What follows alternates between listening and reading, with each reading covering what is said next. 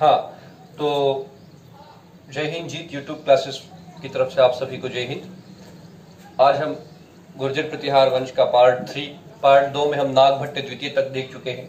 नागभट्ट द्वितीय के बारे में हमें 3 बातें महत्वपूर्ण रूप से ध्यान रखनी है। पहले ये कि उसने कन्नौज को गुर्जर प्रतिहारों की राजधानी बनाया, यानी गुर्जर प्रतिहारों की राजधानी कन्नौज को बनाने वाला पहला शासक कौन था? नागभट्ट द्वितीय। नागभट्ट द्वितीय की उपाधि हमको मिलती है परम भट्टारक महाराजाधिराज परमेश्वर।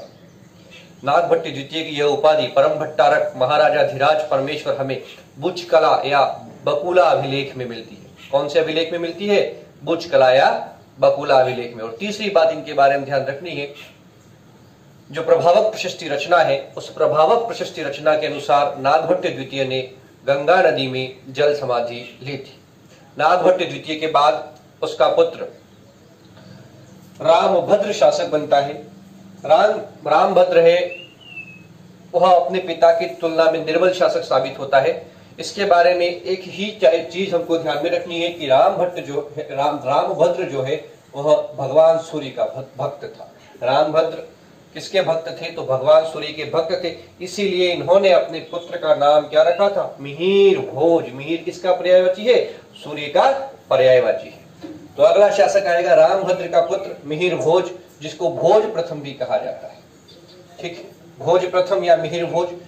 इसके बारे में सबसे महत्वपूर्ण चीज हमको जो ध्यान में रखनी है, इसकी 2 उपाधियां में बहुत अच्छे से ध्यान रखनी है, वो है आदि वराह और प्रभास। कौन सी है? आदि वराह और प्रभास।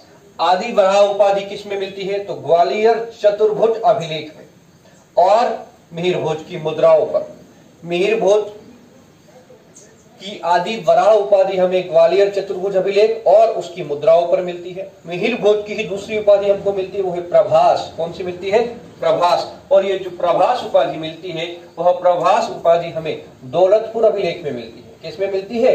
दौलतपुर अभिलेख में। ठीक है, प्रभास उपाधि मिहिर भोज की किसमें मिलती है? हमें दौलतपुर अभिलेख में। ठीक, नेक्स्ट बात करते हैं। ये जो मिहिर भोज है, उसके कई अभिलेख मिले हैं। उन अभिलेखों में जो सबसे महत्वपूर्ण इसका अभिलेख है वो है ग्वालियर प्रशस्ति। इसको हम बाद में देखेंगे, ग्वालियर प्रशस्ति। मिहिर भोज के शासनकाल का जो पहला अभिलेख हमें मिलता है, वह अभिलेख है वराह ताम्रलेख, यानी ताम्र पट्टिका पर लिखा हुआ है वराह ताम्रलेख। और ये कहां से प्राप्त हुआ है? महोदय नगर। महोदय नगर किसको कहा जाता है? कन्नौज का ही दूसरा नाम महोदय नगर है। कन्नौज का ही एक और नाम मिलता है कान्यकुब्ज। महोदय नगर भी कन्नौज का नाम है, कान्यकुब्ज भी कन्नौज का नाम है। और कन्नौज से हमें यानी महोदय नगर से हमें वराह ताम्रलेख मिलता है। नेक्स्ट बात करते हैं, इसी का एक अभिलेख हमको मिलता है पेहोवा अभिलेख। पेहोवा अभिलेख से पंजाब और हरियाणा पर मिहिर भोज का अधिकार था, इसकी पुष्टि होती है। किस अभिलेख से पंजाब और हरियाणा पर मिहिर भोज के अधिकार की पुष्टि होती है? तो इसका सीधा सा उत्तर होगा पेहोवा अभिलेख। कौन सा अभिलेख होगा? पेहोवा अभिलेख। पेहोवा अभिलेख से हमें जानकारी मिलती है, बहुत महत्वपूर्ण है ये। पेहोवा अभिलेख से हमें घोड़ों के क्रय विक्रय के लिए लगने वाले बाजार की जानकारी मिलती है। घोड़ों के क्रय विक्रय के लिए लगने वाले बाजार की जानकारी हमें किस गुर्जर प्रतिहार कालीन अभिलेख से प्राप्त होती है? तो वह अभिलेख है पेहोवा अभिलेख। कौन सा अभिलेख है? पेहोवा अभिलेख। देवगढ़ अभिलेख झांसी है, यानी झांसी के पास देवगढ़ है, वहां से भी हमें मिहिर भोज का अभिलेख मिला है। देवगढ़ और प्रसिद्ध है इसके लिए गुप्तकालीन मंदिर, देवगढ़ का दशावतार मंदिर, जिसमें भगवान विष्णु की अनंतशाही मुद्रा में मूर्ति स्थापित मिलती है, वही देवगढ़ झांसी। देवगढ़ में से भी हमें मिहिर भोज का अभिलेख प्राप्त होता है। दिल्ली के पुराने किले से भी हमें मिहिर भोज का अभिलेख प्राप्त होता है। नेक्स्ट बात करते हैं, मिहिर भोज ने आदि वराह द्रह्म नामक चांदी के सिक्के चलाए। बहुत महत्वपूर्ण प्रश्न है, ध्यान रखना है। मिहिर भोज ने आदि वराह द्रह्म नामक चांदी के सिक्के चलाए और मिहिर भोज के सिक्कों पर सूर्य चक्र का अंकन मिलता है। किसका अंकन मिलता है? मिहिर भोज के सिक्कों पर सूर्य चक्र का अंकन मिलता है मिहिर भोज के सिक्कों पर। नेक्स्ट बात करते हैं, मिहिर भोज के समय में सबसे महत्वपूर्ण याद रखना है, मिहिर भोज के समय अरब यात्री सुलेमान भारत आया था। किसके समय? मिहिर भोज के समय अरब यात्री सुलेमान भारत आया था। और सुलेमान मिहिर भोज को क्या कहता है? जुज्र नरेश। सुलेमान मिहिर भोज को क्या कहता है? जुज्र नरेश। सुलेमान ही मिहिर भोज को क्या कहता है कि मिहिर भोज इस्लाम का सबसे बड़ा शत्रु है। सुलेमान ही मिहिर भोज के बारे में कहता है कि उस वक्त जितने भी भारतीय शासक थे उन शासकों में सबसे बड़ी अश्वसेना किसकी थी? मिहिर भोज की। सुलेमान के अनुसार उस वक्त भारतीय शासकों में सबसे बड़ी अश्वसेना किसके पास थी? मिहिर भोज के पास। और सुलेमान कहता है कि मिहिर भोज का जो राज्य है वह डाकुओं के आतंक से मुक्त था, डाकुओं के भय से मुक्त था। ठीक है, याद रखना बहुत अच्छे से। रीट में तो केवल इतना भी याद हो जाए तो काफी कि सुलेमान किसके समय भारत आया था? तो मिहिर भोज के समय। मेरी एक आदत है, याद कैसे रखता हूं मैं इन चीजों को। जैसे देखो, सुलेमान किसके समय आया? एक अल मसूदी आता है, वो महिपाल के समय आता है। अब दोनों में अपन कंफ्यूज हो जाएंगे कि सुलेमान किसके समय आया, अल मसूदी किसके समय आया। याद कैसे रखना है? जब भी सुलेमान बोलो तो याद रखो, जब भी अपन मिहिर भोज को बोलते हैं तो मिहिर भोज है ना, ये है मिहिर भोज। और मिहिर भोज के आगे क्या लगा दो? सु। जब भी मिहिर भोज बोलो, हमको मिहिर भोज की जगह क्या बोलना है? सुमिहिर भोज। क्या बोलना है? सुमिहिर भोज। इससे क्या याद रह जाएगा कि सुलेमान किसके समय आया था? मिहिर भोज के समय। जैसे हम अब याद रखना, महिपाल के समय कौन आया था? अल मसूदी आया था। महिपाल के समय कौन आया था? अल मसूदी। तो अपने को क्या याद रखना है? अल महिपाल। क्या याद रखना है? अल महिपाल। यानी महिपाल के समय कौन आया? अल मसूदी। मिहिर भोज को क्या याद रखना है? सुमिहिर भोज। यानी मिहिर भोज के समय कौन आया? सुलेमान। ठीक है, इस तरीके से भी अपन याद रख सकते हैं, आपको जैसे अब सुविधा महसूस हो। नेक्स्ट बात करते हैं अपन, ग्वालियर प्रशस्ति में मिहिर भोज के बारे में लिखा हुआ है कि अगस्त ऋषि ने तो केवल विंध्य पर्वत का विस्तार रोका था, लेकिन भोज ने कई राजाओं पर आक्रमण कर उनका विस्तार रोक दिया। ये जानकारी किससे मिलती है? ग्वालियर प्रशस्ति से। और इसके समकालीन पाल शासक कौन थे और राष्ट्रकूट शासक कौन थे? तो मिहिर भोज के समकालीन पाल शासक थे देवपाल और विग्रहपाल। मिहिर भोज के समकालीन राष्ट्रकूट शासक कौन थे? तो अमोघवर्ष और कृष्ण द्वितीय। नेक्स्ट बात करते हैं, स्कंद पुराण से हमें जानकारी मिलती है कि भोज प्रथम ने क्या किया?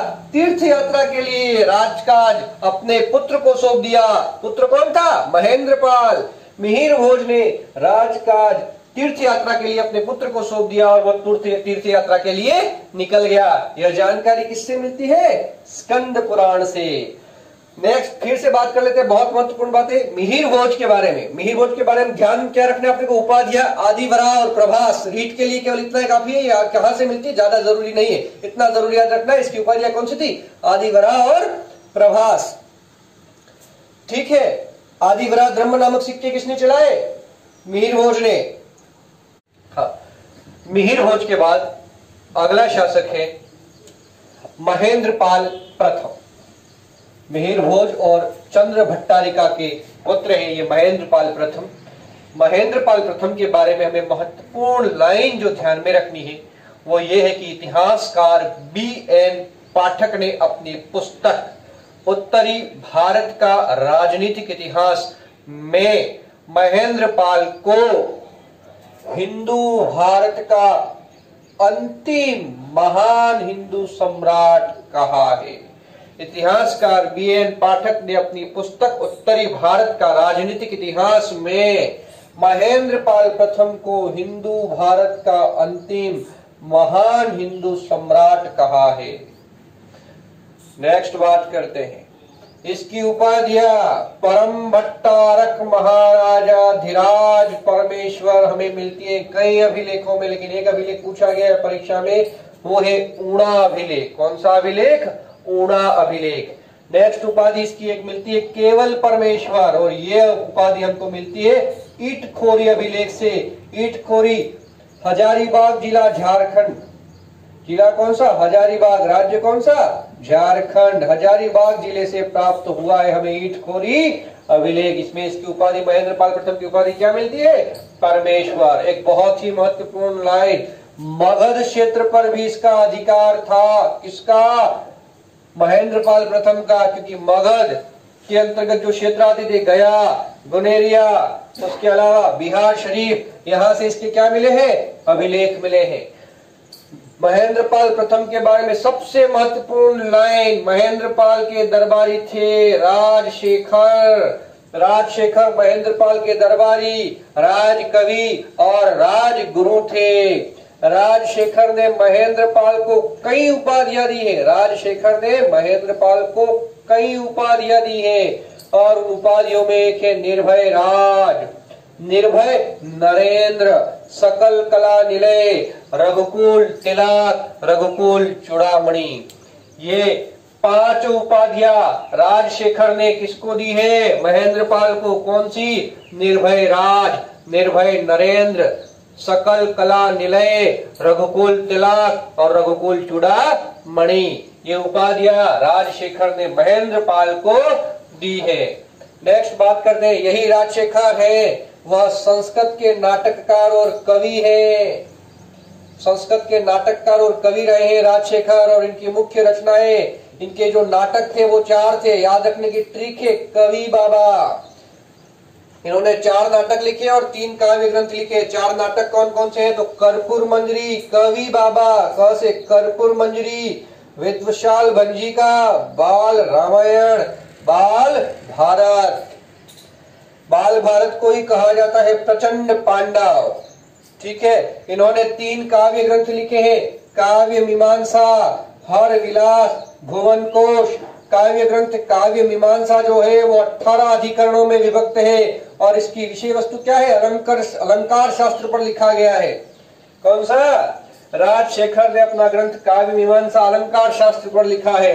कर्पूर मंजरी, ऐसे तो इन्होंने अधिकांश रचनाएं संस्कृत में लिखी है, लेकिन कर्पूर मंजरी प्राकृत भाषा में लिखी गई है और इस कर्पूर मंजरी को राटक भी कहते हैं। क्या कहते हैं?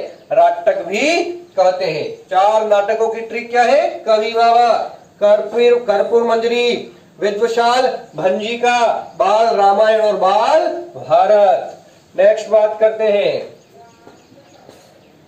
इसके अभिलेख है, महेंद्रपाल के अभिलेख मिहिर भोज से भी ज्यादा संख्या में मिले हैं, यानी बड़ी संख्या में इसके अभिलेख मिले हैं। किसके? महेंद्रपाल के। और मिहिर भोज से भी ज्यादा अभिलेख मिले हैं। किसके? महेंद्रपाल के। मुख्य अभिलेखों की बात करते हैं, बिहार शरीफ पटना में है, वहां से इसके 2 अभिलेख मिले हैं। रामगया गुनेरिया, ये भी बिहार में है, यहाँ से भी इसके अभिलेख मिले। रामगया से 1, गुनेरिया से 1 अभिलेख मिला है। ईटकोरी झारखंड हजारीबाग, यहाँ से भी 1 अभिलेख मिला है। तारा देवी मूर्ति लेख 1 और पहाड़पुर लेख 1, ये कहां से मिले? तारा देवी मूर्ति लेख और पहाड़पुर लेख बंगाल से, ईटकोरी अभिलेख झारखंड से। और राजस्थान, दक्षिण राजस्थान के प्रतापगढ़ जिले से भी 1 अभिलेख मिला है। इसका प्रतापगढ़ अभिलेख ही कहते हैं उसको। ठीक है, तो ये इसके अभिलेख है। मेन चीजें जो अपने को ध्यान में रखनी है, एक चीज ध्यान रखना, कन्नौज को हर्ष के काल में जो प्रतिष्ठा प्राप्त थी, वह प्रतिष्ठा पुनः किसने दिलवाई? तो महेंद्रपाल ने दिलवाई। लिखा नहीं है इसमें, आप याद कर लेना या लिख लेना। कन्नौज को हर्षकालीन प्रतिष्ठा पुनः दिलवाने का श्रेय किस गुर्जर प्रतिहार शासक को जाता है? सीधा सा उत्तर होगा महेंद्रपाल प्रथम। मेन चीजें जो आपको रीड के नजरिए से ध्यान रखनी है, राजशेखर, BN पाठक वाली लाइन, राजशेखर की रचनाएं, राजशेखर ने उपाधियां दी, इनमें 2 उपाधियां बहुत महत्वपूर्ण है। ये 2 उपाधियां महेंद्रपाल को दी गई है वो। ठीक है, सबसे महत्वपूर्ण प्रश्न यहां से जो बनता है वो यही है, राजशेखर किसके दरबारी थे? महेंद्रपाल प्रथम के दरबारी थे। मैंने पहले ही बता दिया, ये बाद में जाके महिपाल आएगा, उसके दरबार में भी रहे हैं। उत्तर ऑप्शन पर डिपेंड करेगा, केवल 4 ऑप्शन है और 4 में से 1 उत्तर मांगा है, महिपाल महेंद्रपाल दोनों है, तो उत्तर महेंद्रपाल करना है। 4 में से 1 2 3 4 ऐसे चूज करना, और महिपाल महेंद्रपाल हो तो महिपाल और महेंद्रपाल दोनों चूज करना है। ठीक है, ये मेन बातें हैं इसकी। राजशेखर बहुत अच्छे से ध्यान रखना है, इसकी रचनाएं, कौन सी उपाधियां दी है, किसका दरबारी था, प्रतिहार गुरु भी कहा गया है, राजगुरु भी कहा गया है। ये इसका राजगुरु भी था और इसको प्रतिहार गुरु भी कहा गया है। किसको? राजशेखर को। धन्यवाद।